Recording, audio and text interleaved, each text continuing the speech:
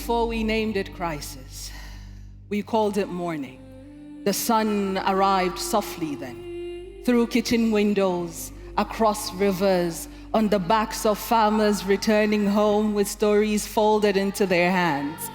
Children drew it in yellow crayon without fear. See, once, human beings looked towards the sky and saw God in the generosity of light.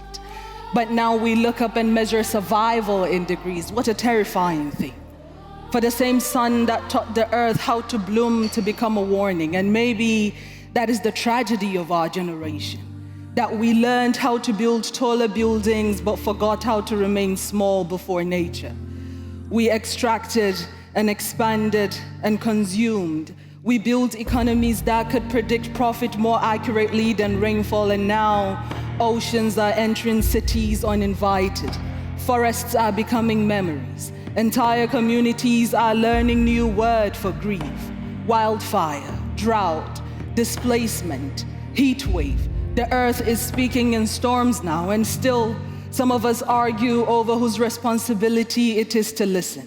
Scientists arrive with data. Politicians arrive with negotiation. Businesses arrive with innovation, and activists arrive with urgency.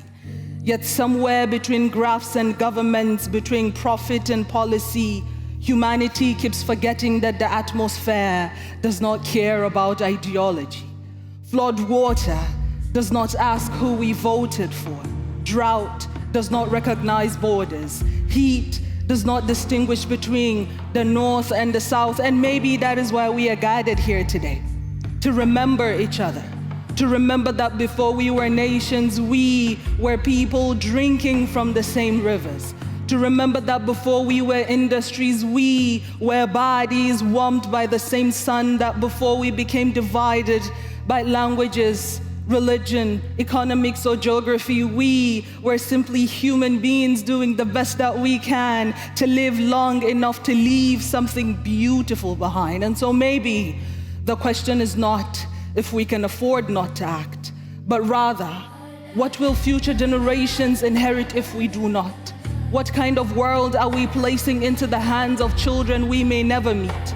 Will they know glaciers or only through photographs?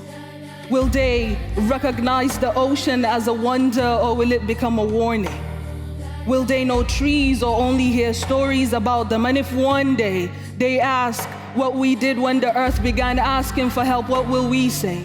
That we were too busy, too divided, too afraid to inconvenience ourselves? Or will they say they chose collaboration over ego? They chose responsibility over denial. They chose courage before it was too late, because sustainability is not only about protecting the planet, it is about protecting humanity from becoming so disconnected from life that we forget we are a part of it. And maybe that is where hope begins. In understanding that the future is still listening, in scientists and storytellers speaking to one another, in policy learning the language of humanity, in communities remembering that survival has always been collective, in businesses choosing stewardship over extraction. And maybe that is where hope begins.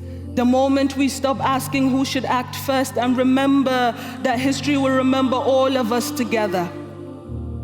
Because one day, long after we are all gone, someone would stand beneath this same sun. And our hope is they still recognize it as light. Because if human choices helped create many of the crises we face today, then human choices can also help repair them. That is the miracle hidden inside responsibility. It means that the future is still movable. Hope is not denial of difficulty. Hope is the decision that difficulty will not have the final word. Hope is infrastructure. Hope is the reason rooms like this still exist, and maybe that is what winning together means.